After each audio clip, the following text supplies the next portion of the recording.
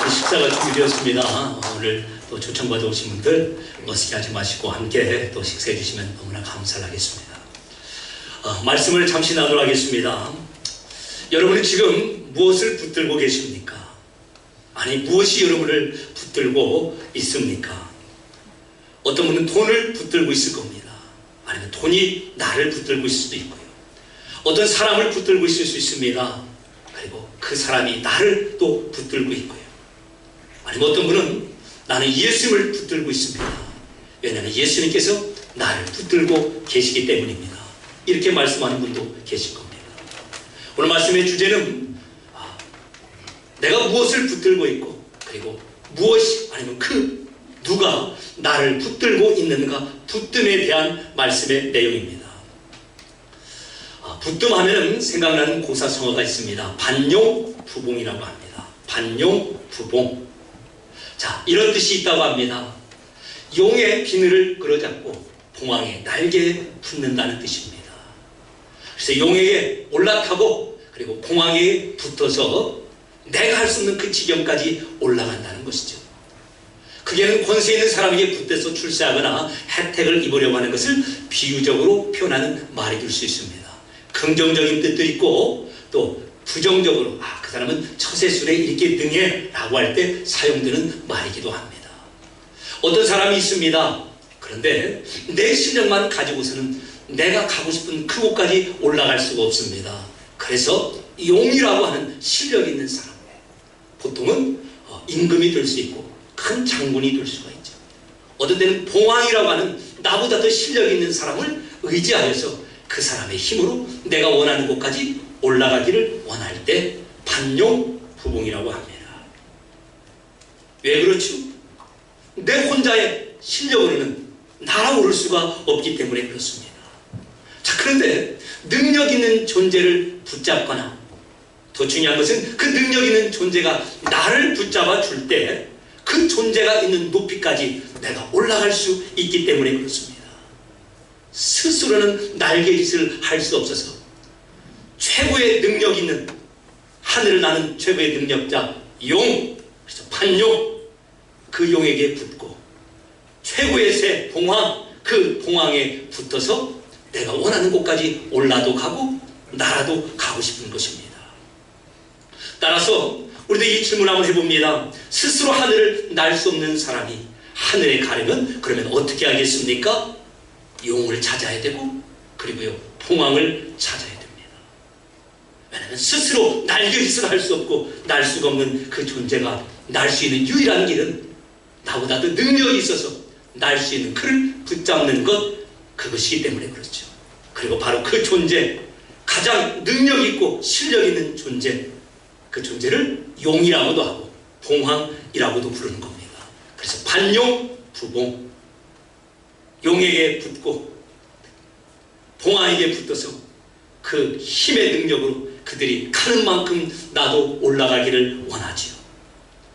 자, 그런데 사실 반용부봉, 용에 붙고 또 그리고 봉황에 붙어서 그것들이 올라가는 만큼 날아가야지 라고 하는 것이 이제 우리 현재를 살고 있는 우리 현대에게는 그냥 상식과 실제가 되어버렸습니다. 날개가 없는 우리들이 어떻게 날아갈 수가 있죠? 비행기입니다. 비행기에 붙어 있으면 비행기의 성능만큼, 비행기가 가고 싶은 그만큼 높이건 길이건 다 갈 수 있는 그런 시대에 우리가 살고 있습니다. 따라서 반용부봉이라고 하는 이 고사성어가 그냥 그 당시 사람들에게 좀 희미했다면 우리에게는 맞지. 비행기에 올랐다면 비행기가 오르는 그 높이만큼, 비행기가 가고자 하는 그 멀리만큼, 비행기의 성능만큼 우리는 완벽하게 이동할 수 있는 그런 시대를 살아가고 있습니다. 비록 우리는 비행기가 그 엄청난 쇳덩어리 70m, 80m 정도 무게로 치면 몇십 톤에서 몇백 톤에 이르는 그와 같은 비행기가 어떻게 날아가는지 잘 이해가 되지 않습니다. 잘 모릅니다. 그럼에도 불구하고 비행기에 티켓 한 장 가지고 올라타게 되면은 비행기의 성능만큼 우리를 올리기도 하고 우리를 멀리 이동시키기도 하는 것입니다. 그리고 여기서 중요한 것은 그 비행기 안에 타 있는 승객, 사람이 무엇을 하는 것이 아니라 오롯이 이동, 올라가는 것, 이 모든 것을 위하여 비행기 쪽에서 다 하였다는 것이죠. 그리고 우리는 그것을 실제로 받아들입니다. 비행기를 탄 사람이 이동하기 위해서, 위로 올라가기 위해서 아무것도 할 필요가 없습니다. 비행기 자체가 그 일을 감당하기 때문에 그렇죠. 자, 그런데 우리가 신앙생활을 할 때는 이게 너무나 간단하고, 붙어있으면 내가 붙어있는 그것이 이동하는 만큼 내가 올라도 가고 이동된다는 것을 실제적으로 느끼면서도 신앙생활의 만큼은 우리가 종종 오해할 수가 있습니다. 우리는 천국까지, 가장 높은 구원의 자리까지 내가 날개짓을 해서 올라가야 된다라고 생각합니다. 지금 있는 모습보다 더 거룩해지고, 지금 있는 모습보다 더 깨끗하고, 지금 있는 모습보다 더 열심을 다해서 신앙생활하면, 그래서 날개짓을 하면 천국까지 올라갈 수 있을 거야 라고 오해한다는 것이죠. 성경은 전혀 다르게 선언합니다. 그 누구도 자신의 날개짓으로 천국까지 이를 자가 없다라고 합니다. 로마서 3장 23절에 모든 사람이 범죄하여 죄를 지어서 그 죄 무게 때문에 스스로 하나님 그 높이까지 날개짓하여 올라갈 자들이 없다라고 하는 선언말입니다. 우리의 죄 무게가 얼마나 큰지, 우리 스스로가 도덕, 선행, 종교 모든 것을 다 동원한다 할지라도 죄의 무게가 우리를 날개짓하지 못하게 한다는 겁니다. 하나님의 영광이 천국의 자리까지 엄두도 못 내게 만든다는 것입니다. 자, 그러면 우리가 천국 그 가장 높은 곳, 우리로서는 상상할 수 없는 그 높이에 있는 그곳, 천국까지 우리가 갈 수 있는 유일한 길은 무엇이겠습니까? 예, 천국까지 올라가는 그 존재, 그게 용이건 봉황이건 그걸 붙들어야 되는 겁니다. 그리고 성경은 바로 그분이 예수님이시다라고 증거합니다. 진짜 실력자, 용이 있는지 없는지 모르겠어요.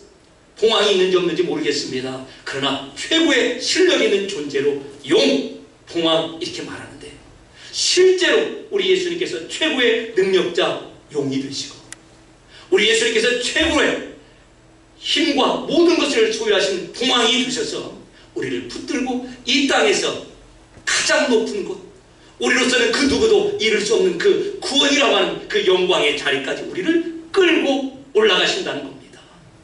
따라서 반용부봉, 이 말은 어떤 처세술, 사람 줄 잘 쓰면 성공할 수 있습니다. 이걸 나타내는 것이 아닙니다. 예수님께 붙들려 있으면, 예수님 안에 들어가 있으면 예수님이 최고의 실력자 용이 되시고 봉황이 되셔서 예수님이 가는 그곳까지 우리가 거저 갈 수 있다라고 하는 사실인즉 성경의 복음을 이보다 더 잘 한자성어로 설명한 것이 없을 정도의 내용을 간직하고 있는 겁니다. 반용부봉, 우리 예수님께서 용이 되시고 우리 예수님께서 봉황이 되셔서 우리가 그토록 원하는 그 나라까지 우리를 이동시키신 것입니다. 그래서 성경에서는 예수님을 이렇게 소개하고 있습니다. 요한복음 3장 13절입니다. 하늘에서 내려온 자 곧 인자, 예수님을 인자, 사람의 아들이라고 부르죠. 그 인자 예수님에는 다시 하늘에 올라간 자가 없다라고 예수님은 말씀하십니다. 원래 예수님은 인자, 사람의 아들이 아닙니다. 하나님의 아들이시죠. 근데 그분이 이 땅에 내려오시면서 인자, 사람의 아들이 되셨습니다. 다시 올라가실 텐데 그러면 왜 구찮게 내려오셨는가? 반용부봉에 바로 그 용과 봉황이 되어서 자기 백성된 우리들을 붙들고 올라가시기 위함입니다. 다시 올라갈 수고를 왜 내려오심으로 하시는가? 내려오셔서 우리 한 사람 한 사람을 다 붙들고 예수님이 이동하신 만큼, 예수님께서 올라가신 만큼 우리를 이동시키고 올리시기 위함입니다. 로마서 3장을 통하여 우리가 살펴봤습니다. 모든 사람이 죄를 범하여 그 죄의 무게 때문에 스스로 날개짓을 하여 하나님의 영광이라고 하는 구원에 이를 수가 없습니다. 오직 한 분, 그 하나님 나라에서 내려오신 예수님이 봉황과 용이 되어서 우리를 붙들고 올라가는 길밖에 없다는 것이죠. 자, 이와 같은 내용을 예수님은 예수님 자신을 사다리로 소개합니다. 인자 되신 예수님 위에 하늘과 이 땅 사이에 사다리가 열려서 이제 이 세상에서 하늘로 올라가는 길이 열렸다는 것입니다. 여러분, 사다리는 왜 필요하죠? 올라가기 위해서 사다리가 필요한 겁니다. 내 스스로 점프하거나 내 스스로 붙잡고 올라갈 수가 없어요. 그래서 사다리를 의지하는 것입니다. 그런데 그 사다리로서 예수님이 오신 겁니다. 지금 우리 식으로 말하면 관용 부봉이 되시기 위해서 예수님이 오신 겁니다. 그리고 지금으로 보면 단순한 사다리가 아닙니다. 사다리도 내 무릎으로 올라가려니 그거 쉽지 않죠. 우리 중에 많은 어르신들이 무릎으로 고생하십니다. 아마 사다리 올라가라면 다 포기하실 겁니다. 지금 성경이 쓰였다면 이렇게 기록이 되었을 것입니다. 예수님이 에스컬레이터가 될 것입니다. 사다리를 놓았으니 너희들이 딛고 올라와 라고 하는 것이 아니라 사다리 자체가 그냥 우리를 태우고 올라가는 것이죠. 에스컬레이터 말입니다. 지금 예수님께서 그렇게 말씀하시는 겁니다.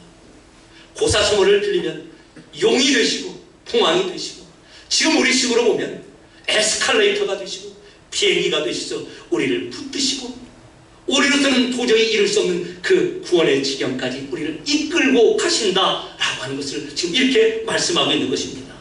따라서요, 반용부봉, 용의 비늘을 끌어잡고 봉황의 날개를 붙들어 내가 갈 수 없는 그곳까지 가겠다라고 하는 겁니다. 알고 봤더니 우리 예수님이 진짜 실력 있는 용이 되시고 우리 예수님이 최고의 권세와 능력이 있으신 봉황이 되는 겁니다. 우리의 신앙의 본질을 지금 반용부봉, 이 고사성어를 통하여 다시 우리에게 확인시켜 주는 겁니다. 우리는 내가 날개짓을 하는 것만큼 하나님 나라 천국의 자리에 올라가는 자들이 아니라 그럴 자가 하나도 없지. 예수님께서 우리를 품으시고 예수님이 올라가시는 만큼 우리가 구원의 자리에 가게 되는 겁니다. 따라서요, 다시 한번 이 자리에 오신 여러분 모두 이미 예수님을 나의 주님으로 영접하신 분들은 이미 내가 예수님에게 붙들려 있습니다. 그리고 나도 예수님을 붙잡고 있습니다. 그런데 예수님이 붙드신 그 손이 더 큽니다. 내가 예수님을 놓아도 예수님은 나를 놓지 않습니다. 반용부봉의 놀라운 역사를 예수님께서 이루십니다. 행여라도 오늘 이 자리에 처음 나오셔서 아직 예수님을 나의 주님으로 고백하지 못하고 계십니까? 하시면 됩니다. 나는 실력이 없습니다. 내 스스로의 날개짓을 통해서는 하나님의 그 심판대를 통과할 수가 없을 것 같습니다. 이 세상에 세상법을 갖다 들이대도, 양심의 법을 갖다 들이대도 꼼짝없이 유죄인인데 하나님 앞에서는 오죽하겠습니까? 고백하는 겁니다. 예수님이 나의 봉황이 되어주십시오. 예수님께서 나를 붙드시고 예수님이 가시는 그곳까지 함께 가기를 원합니다. 여러분에게 이런 고백이 나오길 간절히 바랍니다. 하나님께서 반용부봉의 이 놀라운 은혜, 비행기 안에 타기만 하면 비행기의 성능만큼 옮기시고 높이시는 그 놀라운 은혜를 예수님 안에서 우리가 그토록 원하는 천국의 소망, 하나님 나라의 영광, 구원의 그 확신의 자리에 우리를 세우게 되실 것입니다. 이 은혜가 여러분 모두에게 임하시길 주님의 이름으로 축원합니다. 예, 반용부봉, 용에게 붙고 봉황에 달라붙어서 내 힘으로 할 수 없지만 그들의 능력만큼 올라가겠다라고 하는 그 소원이 이제 우리에게는 예수님 안에서 완벽하게 성취된 것입니다. 오늘은 부활절입니다.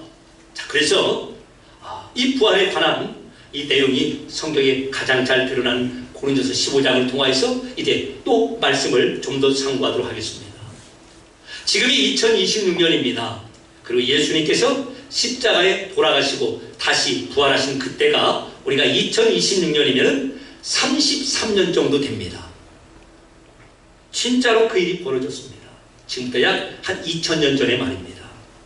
자, 그리고 고린도 전서 이 성경은 55년도에 기록이 되었습니다.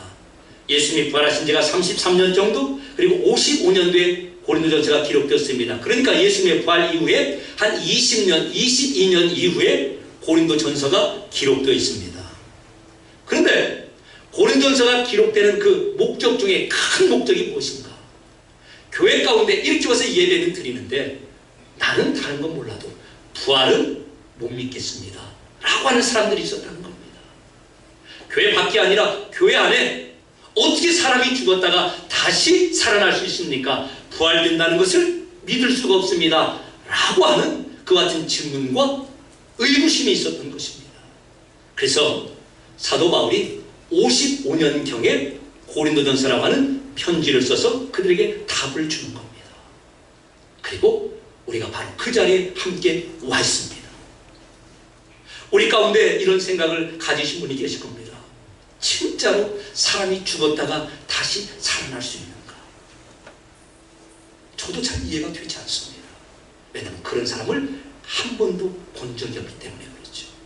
무엇인가 믿을 만한 근거가 있으려면 그런 증거들이 많이 있어야 되는데 증거들이 지금 우리 앞에 없다는 겁니다. 그래서 참 이해가 잘 되지 않지요. 그럼에도 불구하고 성경은 부활에 관하여 오늘 고린도서 15장을 통하여서 분명히 논증적으로 설명을 해주십니다. 자, 크게 세 가지 질문으로 나옵니다. 더 많은 질문이 있지만 세 가지로 제가 준비한 것 정리해서 여러분에게 먼저 말씀드리겠습니다. 진짜로 사람이 죽었다가 다시 사는 부활이 가능한가? 두 번째입니다. 그렇다면 부활했을 때 이 몸은 어떻게 변하겠는가? 지금 이 몸뚱아리 말고 부활의 몸은 어떤 몸인가? 라고 하는 겁니다. 그리고 세 번째, 진짜 부활했으면 좋겠는데 누가 부활을 할 것인가? 나는 부활할 것인가? 라고 하는 질문 말입니다. 자, 첫 번째 질문입니다. 너희들이 어떤 사람들이 어찌하여 죽은 자 가운데서 부활이 없다 하느냐? 이런 질문이 있었다는 겁니다. 그러자 사도 바울이 어떻게 답을 합니까? 만약에 죽은 자의 부활이 없다면 하나님이 사람이신 예수님을 살리셨겠는가? 라고 하는 것을 연거푸 두 번 강조하고 있습니다. 예수님은 천사의 몸이 아니었습니다. 우리가 동일한 사람의 육체를 가지셨습니다. 그런데 사람이신 예수님이 죽으셨다 다시 살아나십니다. 그래서요, 사람도 다른 사람도 죽었다 다시 살아난다는 것이 증명되었다는 겁니다. 예수님께서 십자가에 죽으실 때 수많은 사람들이 보았고, 그리고 예수님이 부활하신 이후에 수많은 사람들이 목격을 하고 증언을 합니다. 그래서 33년도에 예수님이 죽으시고 부활하시고 이제 55년이 된 이때 약 한 20년 정도밖에 흐르지 않았기 때문에 그때 그 사람들이 태반이나 살아있다 라고 사도 바울이 지금 살아있는 목격자들을 이제 증인으로 세웁니다. 그리고 당시에 예수를 믿는다는 것은 목숨을 내놓아야 됐습니다. 사도 바울이 그렇습니다. 부활이 없다면 미쳤다고 내가 지금 목숨 내놓고 예수를 믿겠는가? 라고 하는 말씀이 오늘 고린도서 15장에 나옵니다. 분명한 근거, 증인들, 엄청난 자료들, 나도 봤다. 그리고 지금도 살아있는 그들, 목숨 걸고 왜 우리가 예수를 믿는지 아느냐? 예수님의 부활을 보았기 때문입니다. 그래서요, 예수님이 부활하셨다라고 하는 것은 사람이신 예수님이 부활하심으로 사람된 우리도 언젠가는 부활한다 라고 하는 것을 분명히 강조하고 있는 겁니다. 여러분, 이해가 안 되지만 실제적으로 일어나는 사건들이 얼마나 많은지 모릅니다. 몇 차례 말씀드렸죠. 우리 지구가 지금 서쪽에서 동쪽으로 자전한다고 그러죠. 1600km. 태양을 중심으로는 시속 1600km 이게 돌아가고, 그리고 태양을 중심으로는 공전 시속 10만 km로 돌아간답니다. 우리는 아무것도 느끼지 못하는데 혼자 이렇게 뺑뺑이도 1600km로, 그리고 태양을 중심으로 이렇게 돌아가는 것도 10만 km로 지금 돌아가고 있답니다. 이해가 안 되죠. 그런데 그 일이 지금 우리가 살고 있는 이 지구 가운데 벌어지고 있는 겁니다. 오늘 새벽에도 말씀드렸습니다. 우리와 지구와 북극성과의 거리는 빛의 속도로 430년이 떨어져 있습니다. 그 말은 우리가 오늘 저녁에 보는 그 빛이 430년 전에 출발한 빛이라는 겁니다. 말이 돼요? 430년 전 과거에 있었던 그 일이 지금 오늘 내 눈앞에 반짝이라고 하는 불빛으로 현실화되어 있다는 겁니다. 이해가 안 되죠. 저는 이게 이해가 안 됩니다. 근데 이거 하나 가지고 있으면 아프리카 슈퍼마켓 가서도 뭘 사고 모든 걸 다 할 수가 있습니다. 우리가 이해 안 되는 것들이 한두 가지가 아닙니다. 부활도 같은 내용입니다. 그러나 역사적으로 분명히 그 부활의 사건이 이루어졌고 33년에 이루어진 그 사건 20년 후에 고민하고 질문을 가진 그들에게 아직도 살아있는 증인들 그리고 기록들을 토대로 사도 바울이 지금 증거하고 있는 겁니다. 여러분이 묻습니다. 진짜 사람이 죽었다 다시 사는 부활이 가능합니까? 예! 어떻게 그걸 확인할 수 있죠? 사람 되신 예수님이 다시 살아나셨습니다. 천사로서 영적인 몸이었던 예수님이 살아난 게 아니라 우리와 동일한 예수님이 다시 살아나셨기 때문에 우리가 살아남을 보증하고 있다는 겁니다. 두 번째입니다. 그러면 부활할 때 그 부활의 몸은 어떠한 몸이 되는가라고 말입니다. 지금 우리가 다 이런 몸을 가졌습니다. 만약에 부활하게 되면 어떠한 몸을 입게 되겠습니까? 당시에 유대인들은 이런 생각이 있었습니다. 죽을 때 모습으로 부활한다. 부활을 믿는 그런 부류들이 있었는데 그러나 부활할 때 어떻게 해요? 죽었을 때 그 모습입니다. 이쪽 팔에 문제가 있습니까? 그렇게 나올 것입니다. 어디에 문제가 있습니까? 그렇게 나올 것입니다. 그래서 그렇게 믿었던 사람들이 있었습니다.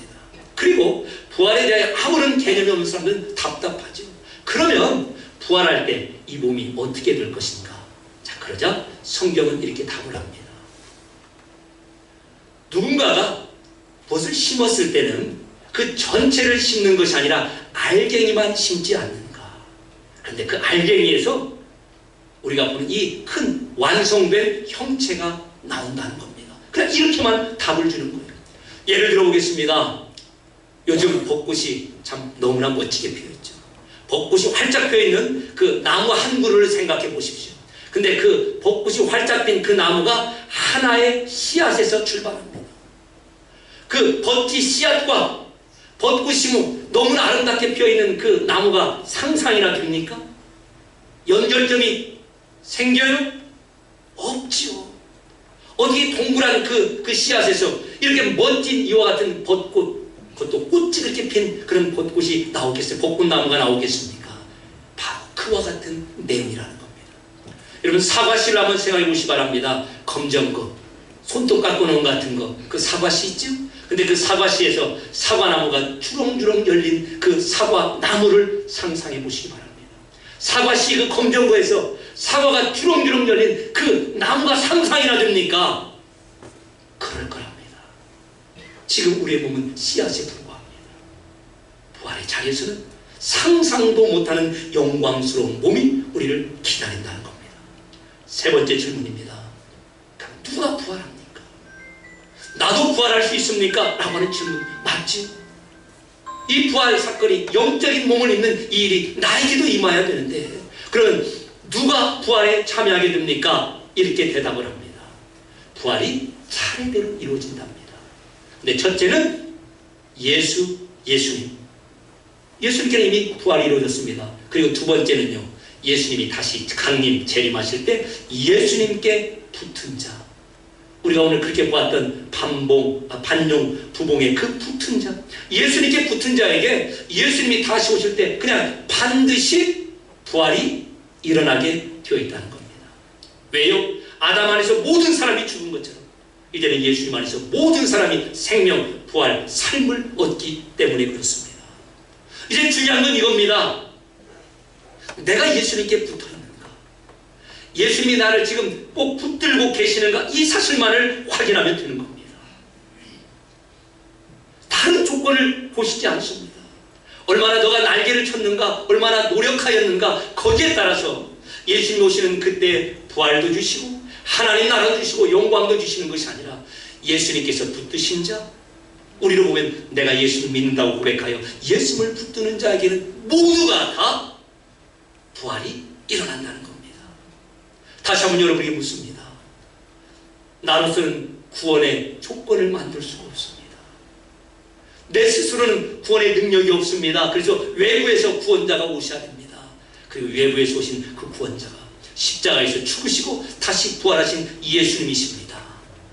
이 고백은 예수님께 붙어있는 자만이 할 수 있는 고백입니다. 그리고 하나님께서 만약에 이 고백이 나에게 없다면 우리를 오늘 이 자리에 초대하신 겁니다. 그렇게 고백하면 됩니다. 하나님, 나로서는 답이 없습니다. 능력이 없습니다. 그래서 나를 도와줄 구원자가 밖에서 오셔야 됩니다. 그분이 십자가에서 죽으시고 부활하신 예수님이십니다. 이와 같은 고백을 통하여 하나님께서 우리를 예수님과 붙이시고, 그리고 이제 예수님이 가는 그 모든 것, 예수님에게 일어났던 부활, 승리, 영광, 천국을 우리의 것으로 허락하신 것입니다. 신앙의 핵심은 단순하면서도 분명합니다. 내가 얼마나 무엇을 많이 했느냐가 아닙니다. 내가 얼마나 열심히 잘 살고 있느냐가 아닙니다. 내가 누구에게 붙어 있는가, 이것입니다. 왜냐하면 나를 붙들고 있는 그분이 올라가는 만큼 올라가기 때문에 그렇습니다. 반용부봉, 참된 용, 참된 봉황, 최고의 실력과 능력가 되신 예수님께서 우리에게 오셨습니다. 예수님의 능력만큼 우리를 인도하시고 옮겨내십니다. 이 땅에서 하나님 나라도, 그리고 이 땅의 모든 고난을 뚫고서도 우리에게 하나님 나라의 소망과, 그리고 이 땅을 살아갈 수 있는 위로와, 그리고 이 땅에서 나눌 수 있는 풍성함과 사랑을 우리에게 허락하실 것입니다. 예수님께 붙어있는 모든 자기 백성된 우리들을 반드시 예수님이 가시는 그곳까지 우리를 인도하시고, 우리는 예수님이 가시는 그곳까지 반드시 가게 될 것입니다. 반용부봉의 이 놀라운 은혜를 부활절 이 복된 날에 누리시고 증거하시고 또 담대하게 감사함으로 살아가시길 주님의 이름으로 축원합니다. 은혜로우신 아버지 하나님,